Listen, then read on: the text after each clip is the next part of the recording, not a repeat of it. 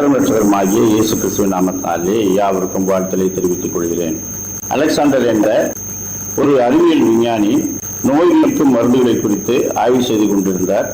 அநேக நோய்க்கிருமிகளை வைத்து அவற்றை கொன்று ஆனால் மனிதனை காப்பாற்றும் ஏதாயிலும் மருந்து கிடைக்குமா என்று ஆராய்ந்த போது அவர் பென்சிலின் என்ற ஒரு மருந்தை கண்டுபிடித்து விட்டார். அந்த மருந்து ஒரு 10 நோய்கள் வரை குணமாக்கும் என்பதை அவரே கண்டுபிடித்து விட்டார். எனவே சில சோதனைகளை மேற்கொண்டார்கள். அப்படியே அது 10 நோய்களுக்கு மருந்தாக இருக்கிறது என்று கண்டார்கள். அவரை வெகுவாக பாராட்டி அந்த மருந்திற்கு அவருடைய பெயராகிய அலெக்சாண்டர் என்பதை அலெக்சாண்ட்ரியம் என்று சொல்லி மாற்றி வைப்போம் என்று சொன்னார்கள்.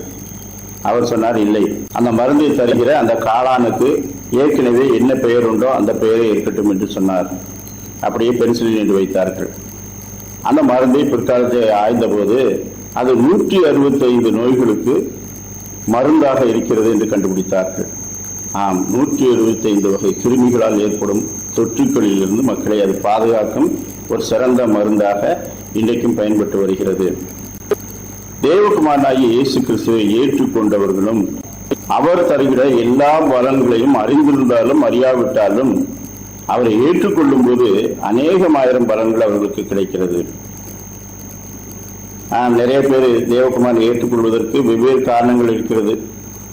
தீராத நோய்களுக்காக நான் வேண்டிக் கொண்ட போது, தேவகுமாரனை பற்றி கொண்ட போது அவர் எனக்கு குணமாக்கினார், என் மனதில் உள்ள கவலைகளை எல்லாம் போக்கினார். அல்ல குறிப்பிட்ட நெருக்கங்களிலே கர்த்தரை நோக்கி கூப்பிட்ட போது, ஆபத்துகளிலே கூப்பிட்ட போது அவர் எனக்கு உதவி செய்தார், எனவே நான் இயேசுவை ஏற்றுக்கொண்டேன் என்றுதான் சொல்லுகிறார்கள்.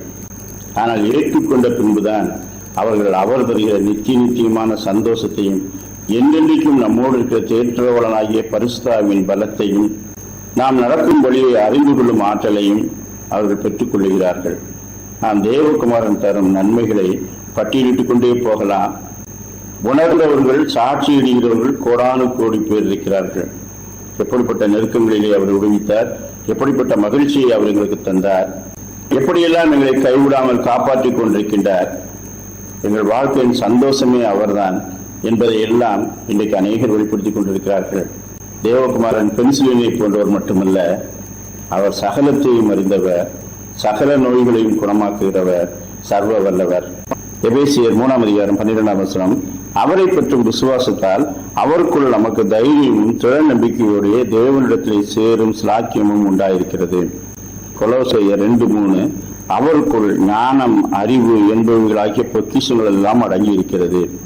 ரோமர் 6:22 இப்பொழுது நீங்கள் பாவத்திலிருந்து விடுதலையாக்கப்பட்டு தேவனுக்கு அடிமைகளானதினால் பரிசுத்தமாக்குதல் உங்களுக்கு கிடைக்கும் பலன், முடிவு நித்திய ஜீவன்.